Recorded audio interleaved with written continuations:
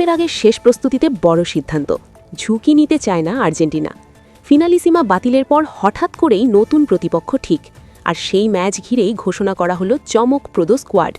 ৩১ March গুয়েতেমালার বিপক্ষে প্রীতি ম্যাচকে সামনে রেখে দল ঘোষণা করেছেন কোচ লিওনেল স্ক্যালোনি। বুয়েনোস আইরেসের ঐতিহাসিক লা বম্বোনেরা স্টেডিয়ামে অনুষ্ঠিত হবে এই ম্যাচ, যা বিশ্বকাপের আগে আর্জেন্টিনার শেষ মহড়া।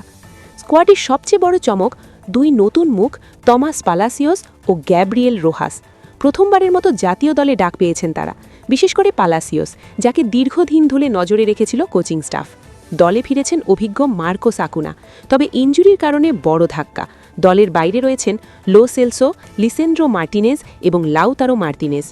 তরুণদের মধ্যেও রয়েছে প্রতিযোগিতা। নিকো পাজ ও জিয়ানলুকা প্রেস্তিয়ানি জায়গা পেয়েছেন স্কোয়াডে। পেছনে পড়েছেন গার্নাচো ও মাস্তান্তুয়নো। এছাড়া হোসে লোপেজ জায়গা করে নিয়েছেন প্যানিচেল্লির চেয়ে এগিয়ে। দলে রয়েছেন Emiliano Martinez, Lionel Messi, Julian Alvarez সহ তারকা সমৃদ্ধ।